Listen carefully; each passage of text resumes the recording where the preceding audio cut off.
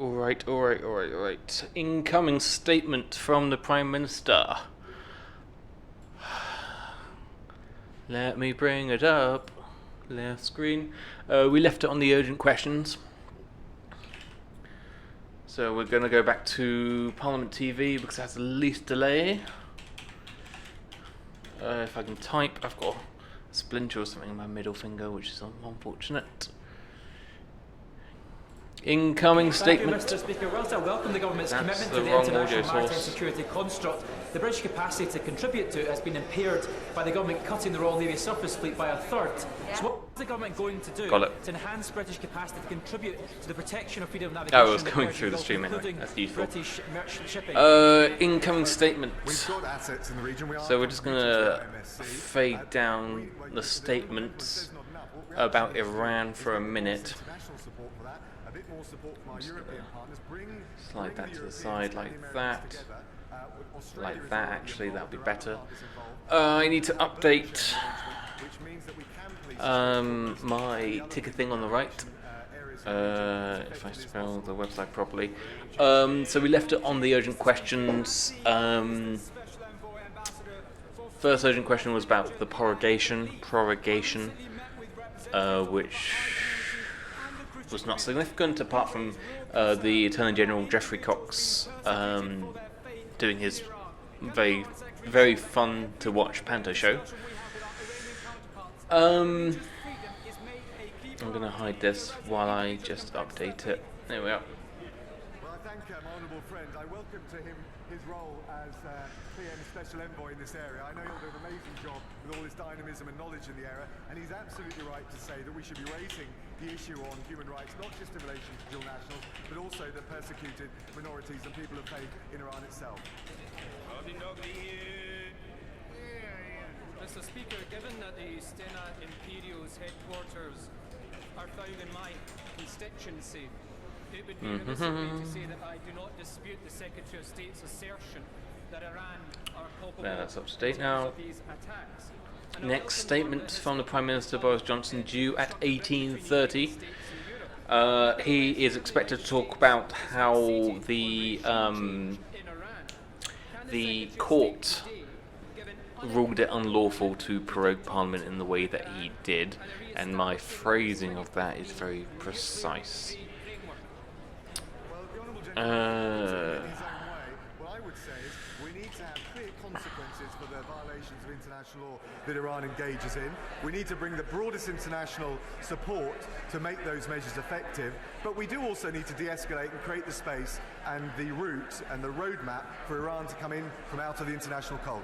Dr. Matthew Alpert. Speaker, it's 4 years since the JCPOA was implemented, and many of us were very much against it at that time. But since that occasion, we've seen Iran become more belligerent, not only engaging in attacks against our nationals, but also harassing our fleets and transport. These cheers are most likely because the Prime Minister has sat down. There he is, yep, with Dominic Raab next to him on his left. The Prime Minister was flown in from America this morning. He got back into number 10 Downing Street at roughly 11:20 this morning. We didn't know if he was going to go to number 10 or Parliament to begin with, but he went straight to number 10. And this is the first. He came to Parliament actually at 5 p.m. I believe it was, or maybe it was 6 p.m. It was when this Iran statement was beginning, so it was 6 p.m. Here we go. Statement, the Prime Minister. Here we go. Thank you, Mr. Speaker. Thank you, Mr. Speaker. They want a change, Mr. Speaker. They want a change of government, Mr. Speaker. Let them have an election. Now, with your permission, I shall make a statement on yesterday's Supreme Court verdict. There'll be ample opportunity for everybody who wants to question the Prime Minister in conformity with usual practice to do so, but the statement must and will be heard. The Prime Minister. Thank you, Mr. Speaker. With your permission, I shall make a statement on yesterday's Supreme Court verdict and the way forward for this paralysed Parliament. 3 years ago, Paralysed People Parliament is an voted interesting to leave the phrase. European Union than have ever voted for any party or proposition in our history. Politicians of all parties promised the public that they would honour the result.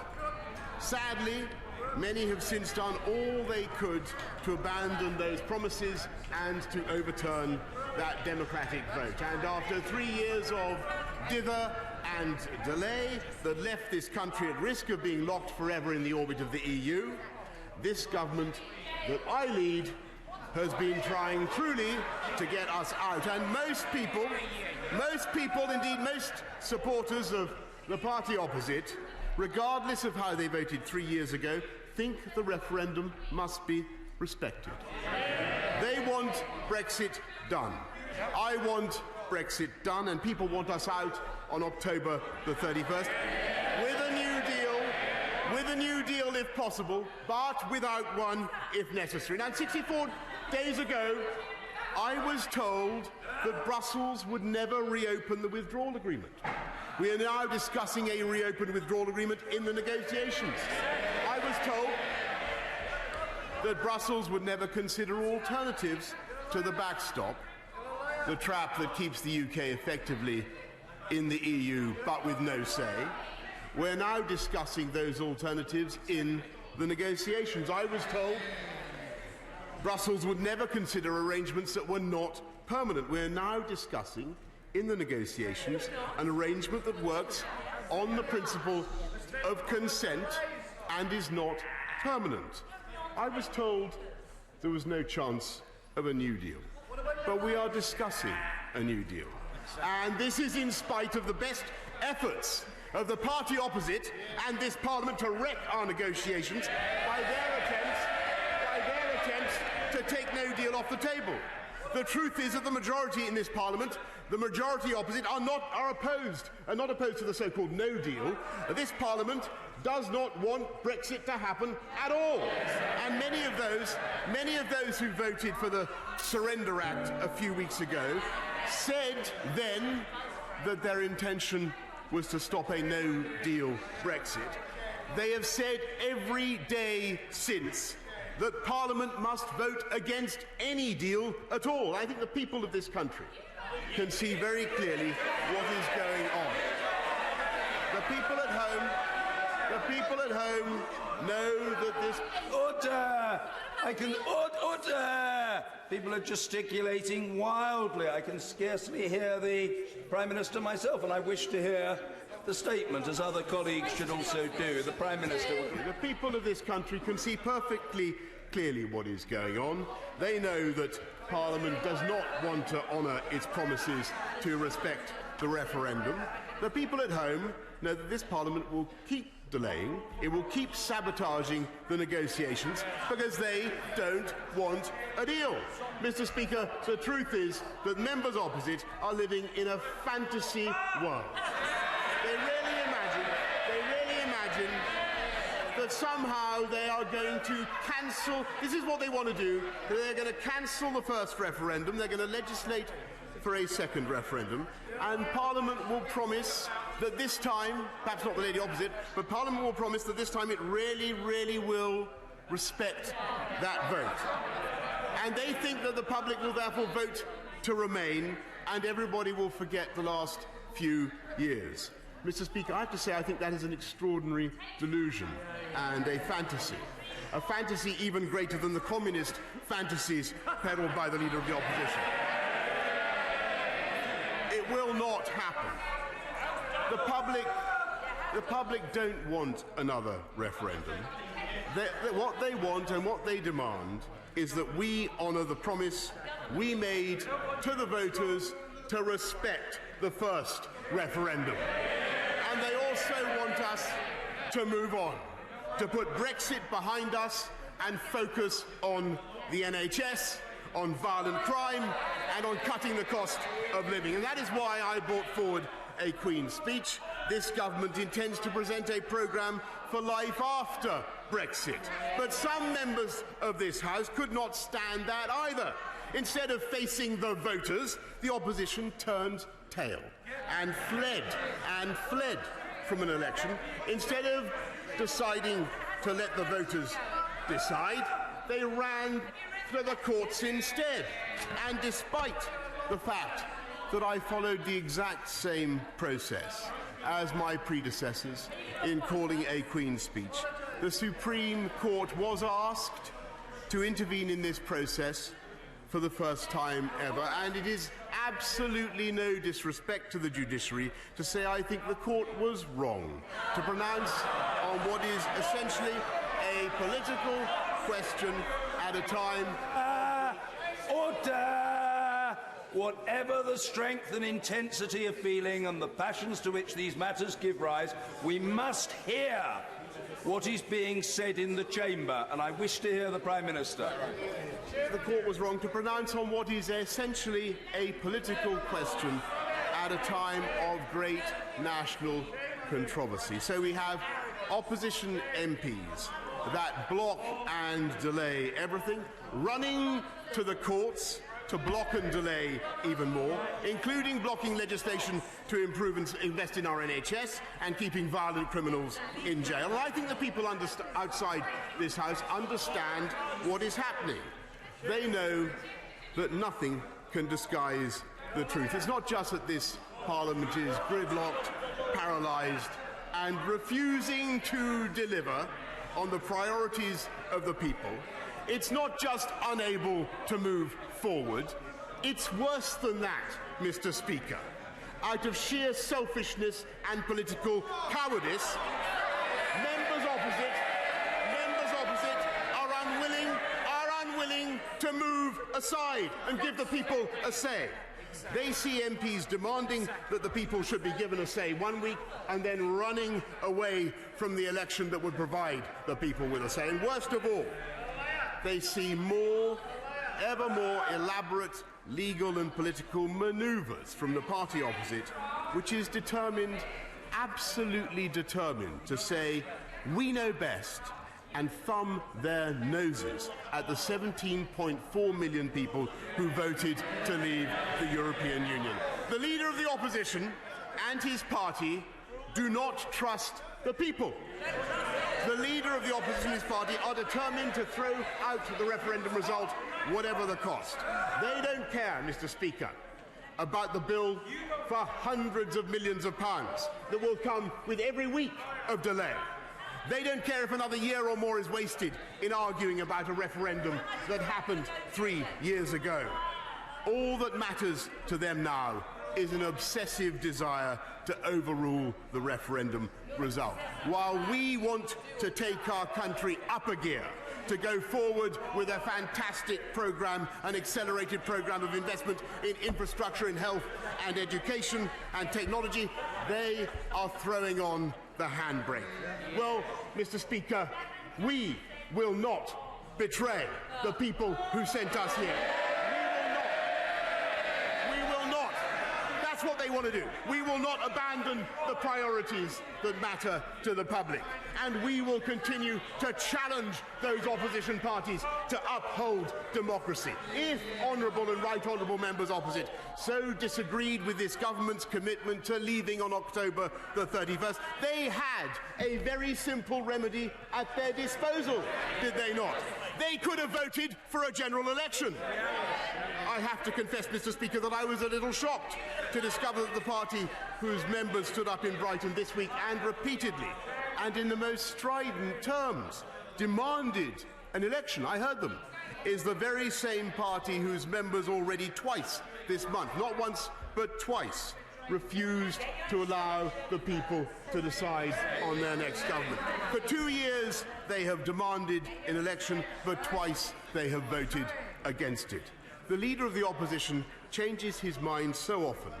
I wonder whether he supports an election today or whether the shadow chancellor or the shadow attorney general have overruled him again, because they know that the voters will judge their manifesto for what it is: more pointless delay. Is he going to demand, perhaps he's going to demand an election and then vote against it? Just as he said he wants to negotiate a new Brexit deal and then vote against that too. Is he actually going to vote no confidence in this government? Is he going to dodge a vote of no confidence in me as Prime Minister in order to escape the verdict of the voters? I wonder, does he in his heart even want to be Prime Minister anymore? He says that I should go to Brussels on 17th of October and negotiate another pointless delay, but he doesn't want to go himself. And even if he did, his colleagues wouldn't let him, because quite frankly they recoil. They recoil at the idea of him negotiating on the people's behalf, representing this country with the likes of Vladimir Putin, let alone the EU or the mullahs of Tehran. Or is it perhaps that he wants a conservative government? It would be a curious state of affairs indeed if Her Majesty's loyal opposition had every faith in the government of the day. So if in fact the party opposite does not have confidence in the government, they will have a chance to prove it. They have until the House rises. Let them listen. I think they should listen to this, Mr. Speaker. They have until the House rises today to table a motion of no confidence in the government. Come on then. And we can have that vote tomorrow. Or if any of the other parties, the smaller parties, fancy a go, they can table that motion and we'll give you the time for a vote. Will they have the courage to act, or will they refuse to take responsibility and do nothing but dither and delay? That's unusual. Let's go to the backup stream. They have until the House rises today to table a motion of no confidence in the government.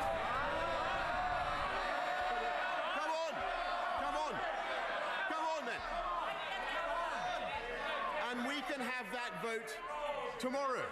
Or if any of the other parties, the smaller parties, fancy a go, they can table that motion and we'll give you the time for a vote. Will they have the courage to act, or will they refuse to take responsibility and do nothing but dither and delay? Why wouldn't they? What are they scared of, Mr. Speaker? Brexit done so we can start to reunite this country after the divisions of the referendum, rather than have... Order, I appeal to the House to have some regard. The streams are getting fairly low quality, which is not my internet connection. It's more likely that their servers are getting bombarded by the number of people watching. I'm perfectly content. What I want to hear is the rest of the statement and then questioning on it. The Prime Minister. Mr. Speaker, well, Mr. Speaker, thank you. And as I commend this statement to the House, I say it is time to get Brexit done. Get Brexit done so we respect the referendum. Get Brexit done so we can move on to deal with the people's priorities, the NHS, the cost of living. Let's get Brexit done so we can start to reunite this country after the divisions of the referendum, rather than having another one. It's time for this Parliament, finally, to take responsibility for its decisions. We decided to call that referendum. We promised time and again to respect it. I think the people of this country have had enough of it. This Parliament must either stand aside and let this government get Brexit done, or bring a vote of confidence and finally face the day of reckoning with the voters. And I commend this statement to the House.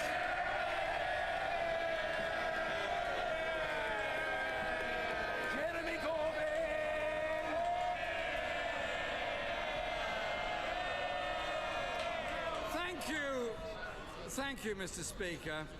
I thank the Prime Minister for an advance copy of his statement. Unfortunately, it was like his illegal shutting down of Parliament. Null, of no effect, and should be quashed. in the words of the Supreme Court. This, Mr. Speaker, was 10 minutes of bluster from a dangerous Prime Minister who thinks he is above the law.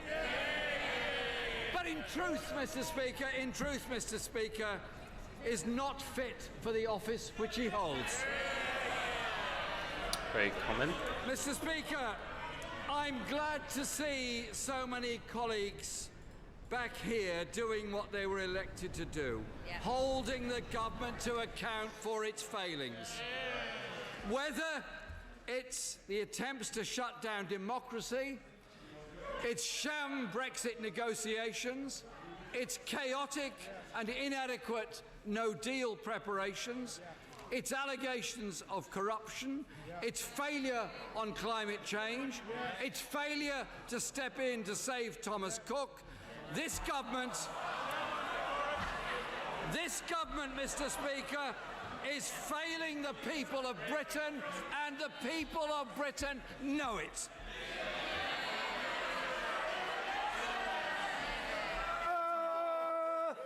Order!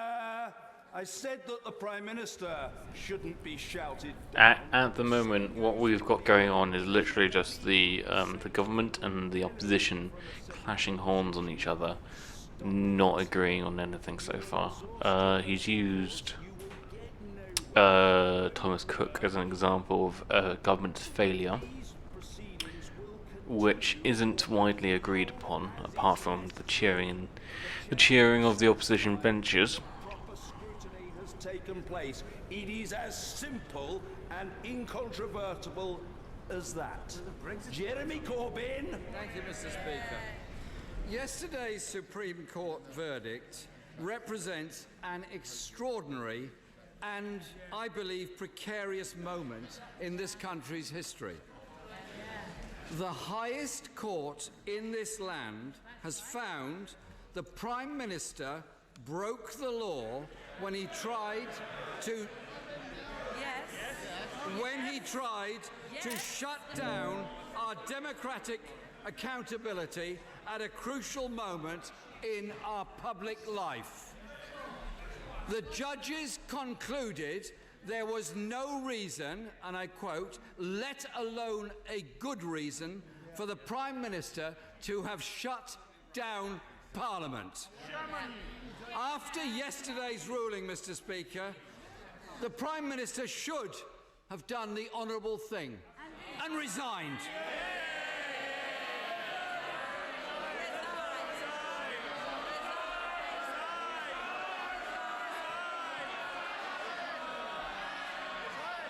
Yet, Mr. Speaker, here he is, forced back to this House to rightfully face the scrutiny he tried to avoid. With no shred of remorse or humility, and of course, no substance whatsoever. That's right. So let's see if he will answer some questions. He won't. He won't.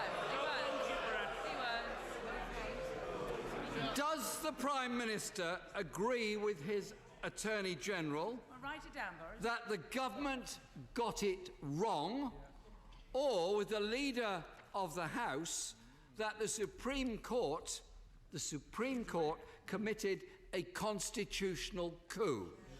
This, Mr. Speaker, is a vital question about whether the government respects the judiciary or not. The Attorney General was also categorical that the government would comply with the EU Withdrawal No. 2 Act. Can the Prime Minister confirm that? Mr.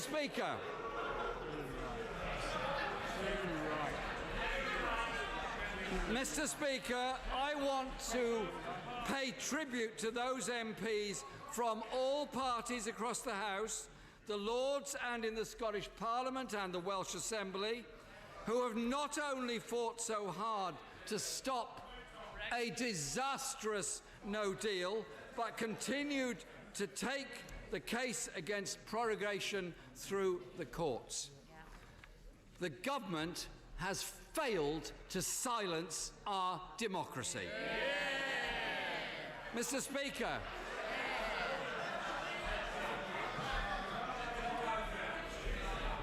Mr. Speaker, during the period of unlawful prorogation, the government was forced to release their Yellowhammer no-deal analysis and plans. No wonder the Prime Minister has been so eager to avoid scrutiny and so eager to hide the dangers of his Brexit plan. The release of those documents leads to many questions the government must now answer that our Parliament is back in operation. So I would like to start by asking the Prime Minister why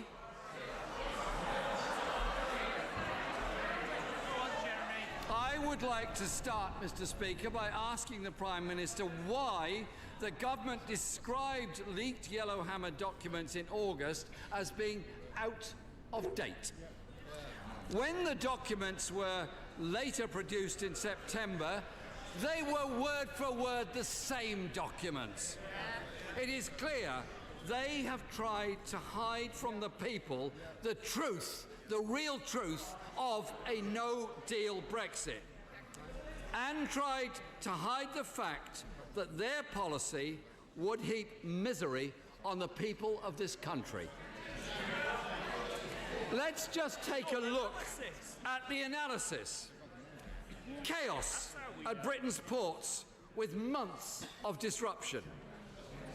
People going short of fuel and fresh foods. Your paper? It's your paper, you wrote it, you tried to hide it.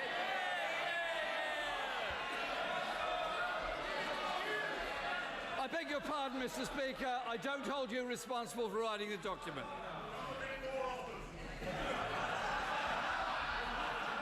Disruption of people's vital medical supplies.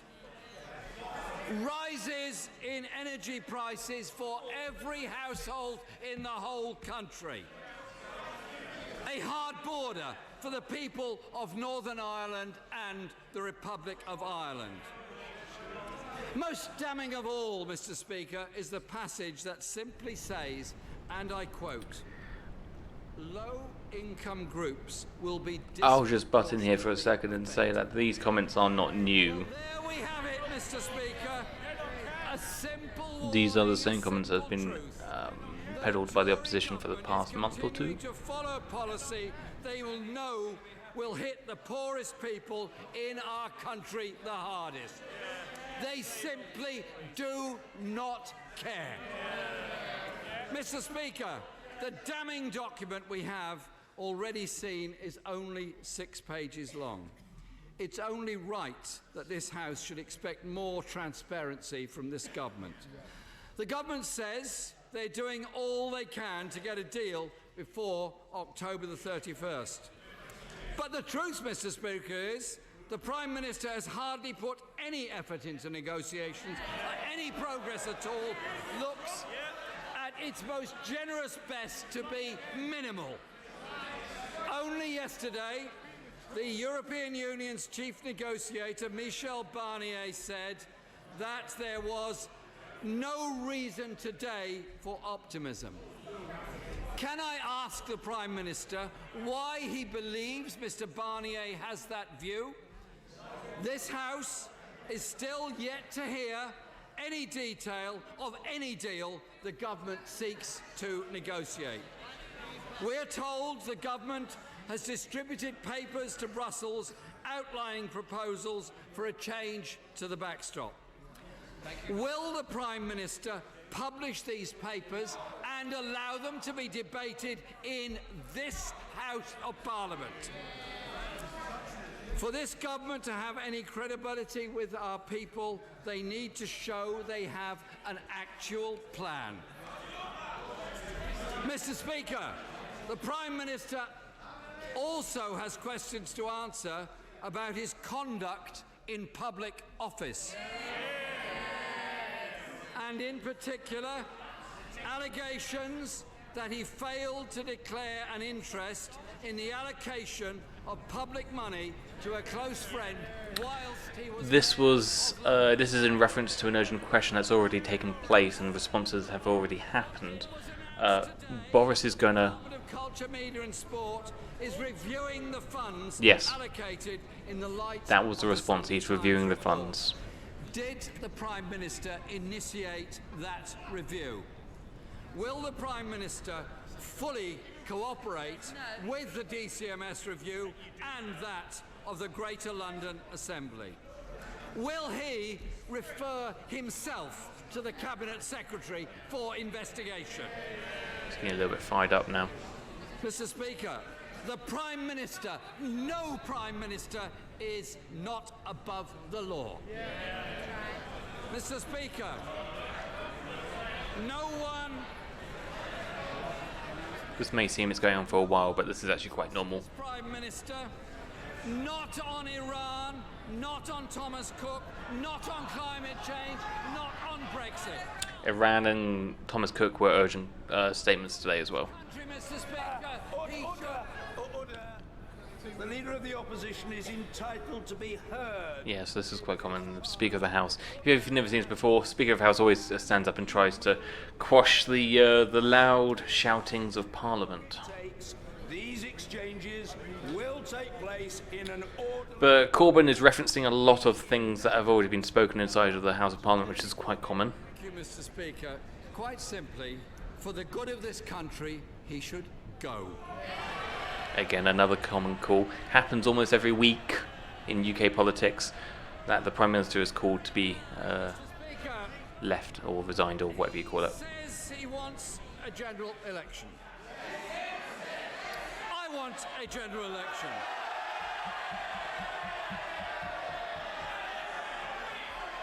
It's very simple. If you want an election, if he wants an election, get an extension and let's have an election. Prime Minister. Mr. Speaker, here the right honourable gentleman asked several questions. I'll try and deal with them in order. On the first point, my friend the Attorney General made absolutely clear, of course, that this is a judgment with which he disagreed. Though, of course, we respect the judgment of the Supreme Court. On the second point, about the Ben Burt Act? I will say what I'm sure he understands. We will, of course, obey the law, and we will come out of the EU on October the 31st. On his point about preparations for a no-deal Brexit, I congratulate my right honourable friend, the Chancellor of the Duchy of Lancaster, who just spoke for 2 hours on this matter. Our preparations are very far advanced, and I think this country can be entirely confident that we will be ready, deal or no deal.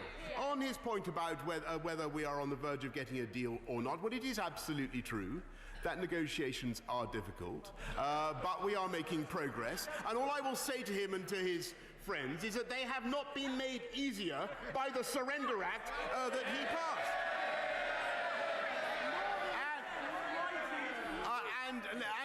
And I am very proud, by the way, to take his next point, about everything that I did as Mayor of London. I may say to the current Mayor that he'd be better off spending less on press officers and more on police officers in London, because we're funding 20,000 more on our streets.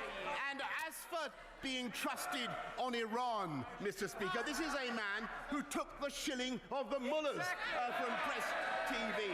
Mr. Speaker, I think there's something. I was rather sad, actually, in a way, that the Labour conference was interrupted by the ruling, because I was awestruck by some of the things I heard, doubtless designed to obscure the inanity of his policy over Brexit. He wants to abolish fee-paying schools at a cost of £7 billion to the taxpayer. He wants a 4-day working week, cutting the incomes of the lowest paid in this country. He wants to abolish Ofsted, and now we hear he wants to abolish all immigration controls from the EU. This is all sugarcoating what they've actually voted on in the Labour Party conference in Brighton yesterday and today.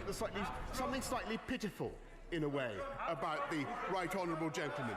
It seems that he actually did want to call an election now, Mr. Speaker. There was a passage in his speech calling for an election now, but it was censored by the Stasi in the form of the Shadow Chancellor.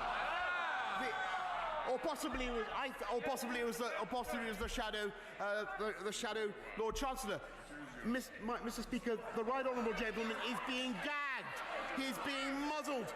He's being held captive by his colleagues. They won't let him say what he wants to say. I say, free the Islington One, Mr. Speaker.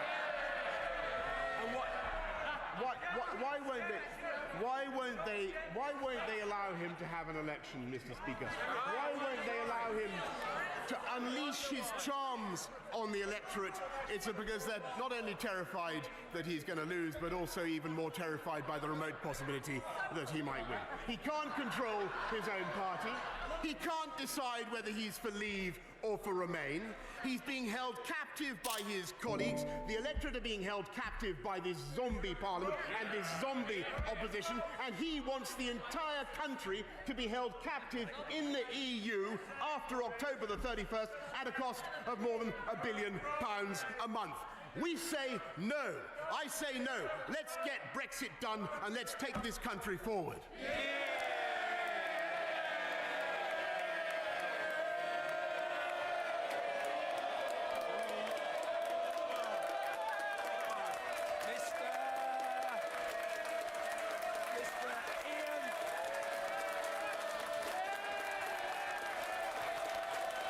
These claps are probably a response to the clapping that happened at the end of Parliament, which the Conservatives did not take part in last time. This is very much really milking it at the moment. Really, really milking it.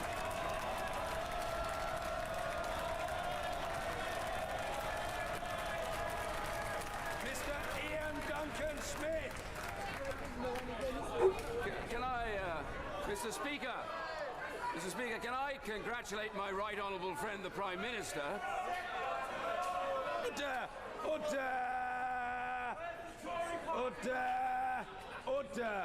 Order. I appeal to members of the House to calm themselves. I've just called the right honourable gentleman, the member for Chingford and Woodford Green. He is entitled to put his question, and the rest of us are entitled to hear him. Mr. Ian Duncan Smith. Mr. Speaker, can I congratulate my right honourable friend on his very good put down of the shallow leader of the opposition. I just have to listen to this one and then I'm going to go. I also say that I understand now that his government has changed the root origin of the term Yellowhammer to describe the botched attempt by the leader of the opposition to dispatch his own deputy. And could I ask him, I received and saw in my constituency, as others did recently, leaflets from the Labour Party calling for a general election now.